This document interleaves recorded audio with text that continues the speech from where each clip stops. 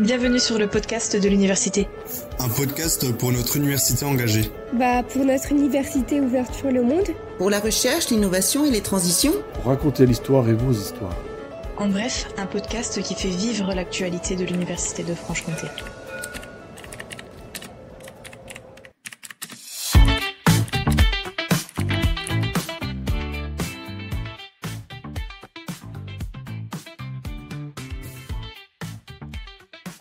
Bienvenue sur le podcast de l'université et dans ce nouvel épisode Derrière les pixels où nous explorerons les coulisses créatives de l'histoire du logo et de l'identité visuelle de l'université de Franche-Comté. Aujourd'hui, nous plongeons dans le monde de la conception graphique en rencontrant Élodie Crozier, graphiste à la direction de la communication de l'université de Franche-Comté, pour découvrir les secrets de son métier. Bonjour Élodie et merci d'avoir accepté de participer à cet épisode du podcast de l'université. Pour commencer, pour nos auditeurs qui pourraient ne pas être familiarisés avec le domaine du graphisme, est-ce que tu pourrais nous décrire ton parcours ? Bonjour, donc mon parcours scolaire a commencé dès l'enfance en fait, je dirais par rapport au dessin et j'ai du coup eu envie de poursuivre en fait dans ce secteur, même très très tôt. Donc en CM2, je voulais déjà rentrer en fait en seconde art appliqué. J'ai pu réussir à rentrer dans une école d'art à Lyon, à la Martinière-Terreau, et cela m'a beaucoup plu. J'ai pu vraiment explorer plein de techniques différentes, de la photo, du dessin d'art, du rough. Donc ce sont des croquis qui visent à présenter un projet de publicité par exemple. On a travaillé beaucoup sur le design, la couleur, la typographie. Et donc ces 3 années, pour moi, ça a vraiment été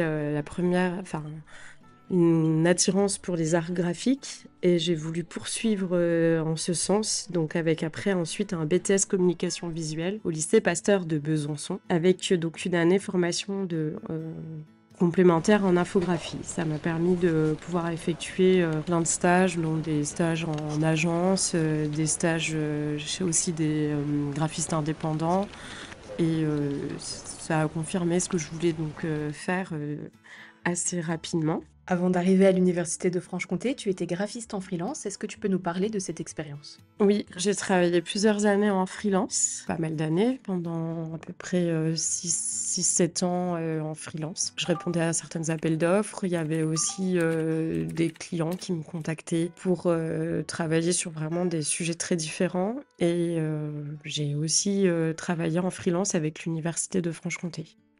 Merci pour ta réponse. Est-ce que maintenant tu peux nous parler de ton quotidien en tant que graphiste à l'université de Franche-Comté ? Oui, donc mes missions au quotidien, c'est de développer l'image de l'université de Franche-Comté à travers donc l'identité visuelle, par exemple, donc le logo que j'ai pu mettre en place en 2018. Il y a aussi eu, moi, dans mes missions, je travaille aussi avec les composantes qui peuvent être amenées à avoir des projets différents et donc ils ont aussi des besoins en termes de communication, que ce soit au niveau d'affiches, au niveau de fly, au niveau de livret, au niveau de pas mal de choses en fait. Puis aussi au niveau des services centraux, donc qui ont aussi, on peut par exemple travailler avec le service orientation stage-emploi, qui, du coup, eux ont besoin de communication au moment des journées portes ouvertes. Donc par exemple, je peux être amenée aussi à travailler sur ces affiches-là. Parlons maintenant du processus de création d'un univers graphique. Est-ce que tu peux nous guider à travers les étapes principales de tout ce processus ? Alors, ce processus consiste à bien comprendre les besoins et les valeurs de l'entreprise ou de l'institution. Le rôle aussi, c'est d'analyser un petit peu le secteur d'activité, la concurrence et donc le public cible. Cette phase, elle est nécessaire donc pour aussi établir une base solide avant de passer souvent à la phase de conception. Et donc, c'est souvent un brief qui va être bien défini, qui va permettre aussi de gagner du temps, qui va éliminer des incertitudes et donc qui offre aussi une direction un peu plus claire. D'un point de vue un peu plus technique, est-ce que tu peux nous dire comment travaille un graphiste ? Quel logiciel est-ce que tu utilises et quelles sont les compétences qu'il faut avoir ? Alors souvent déjà je cherche des idées sur un carnet, sur papier. Je note des choses aussi que j'aime bien, que je vois. Je m'inspire aussi d'images, de choses que je trouve aussi bien, qui peuvent aussi correspondre aux besoins.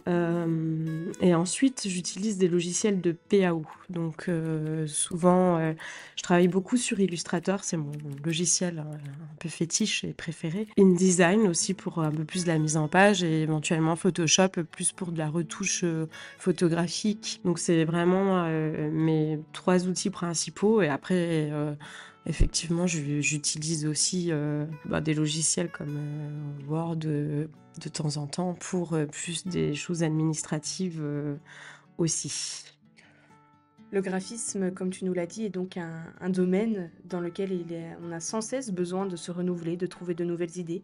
Combien de temps, à toi, est-ce que ça te prend de t'inspirer et de savoir sur quelle voie aller? Alors la phase, elle peut prendre plusieurs jours, même des fois plusieurs semaines. Donc ça dépend aussi des fois de l'inspiration. Et du coup, faut aussi trouver un bon équilibre entre la recherche de la perfection et aussi la réalisation dans un délai raisonnable. Donc ça dépend de la complexité aussi des fois du projet, du nombre de détails que l'on va devoir faire ou que l'on va devoir trouver. Et donc c'est essentiel de bien comprendre que chaque projet est unique et donc par rapport à ça, cela va dépendre du temps aussi d'investissement sur le projet. Donc avec ton point de vue de graphiste, est-ce que tu peux nous expliquer quel est l'intérêt pour les institutions, les entreprises ou n'importe quelle entité d'avoir un logo qui le représente, qui soit efficace? Est-ce que tu peux nous en parler? Alors, le rôle d'un logo, pour moi, il doit être avant tout assez simple, épuré. Il doit tout de suite parler aux gens et donc être compréhensible de loin, de près.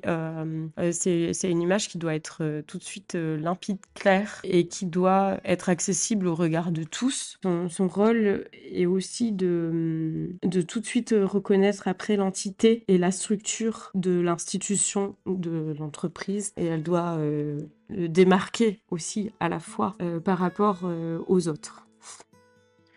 Le graphiste ne se limite pas uniquement à la création d'un logo, il y a souvent tout un univers graphique qui y est associé. Est-ce que tu peux nous parler de la construction de cette identité visuelle, de cet univers graphique qui caractérise une entité, une institution, une entreprise? L'univers graphique qui va avec aussi va dépendre de tout ce qu'il y a autour. C'est-à-dire que ça dépend de la grandeur de la structure, on va dire aussi. Si c'est par exemple pour un artisan, etc., ça va pas être la même création que pour une grosse entreprise ou une grosse institution. Donc effectivement, l'artisan, il va avoir moins de besoins, il va avoir des besoins assez simples, alors qu'une institution, il va y avoir tout un développement autour de cette institution. Et par exemple, si je prends comme exemple celle de l'université, on va avoir toutes les composantes qui en découlent aussi, tous les services qui en découlent aussi. Donc à travers ce logo, il faut pouvoir représenter tout le monde. Donc ça demande en fait une vraie réflexion de travail qui va être forcément plus longue que pour le logo d'un artisan aussi. Merci pour tes réponses. Est-ce que maintenant tu peux nous dire comment tu as construit le logo de l'Université de Franche-Comté et ce qu'il représente?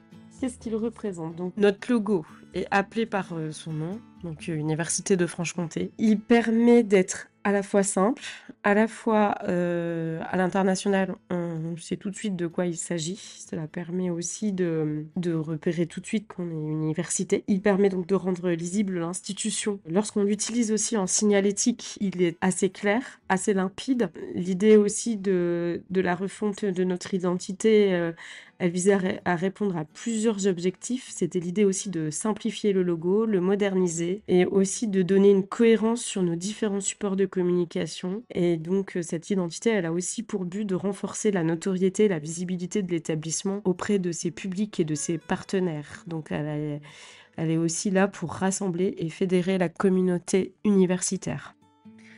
Combien de temps est-ce que tu as mis pour construire le logo ainsi que l'identité visuelle de l'Université de Franche-Comté et quelles sont les étapes pour y parvenir? Moi, ça a été déjà plusieurs mois de réflexion. Après aussi de validation en interne aussi. Ça a été aussi donc utiliser un logo donc typographique plutôt qu'un dessin, puisque cela nous paraissait plus compréhensible aussi. L'accent du et est donc mis en évidence par la symbolique d'un sourire. L'idée, c'était de montrer le lien entre le et de l'étudiant, le et d'université et le et de Franche-Comté. D'où le sourire sur le et aussi dans notre logo.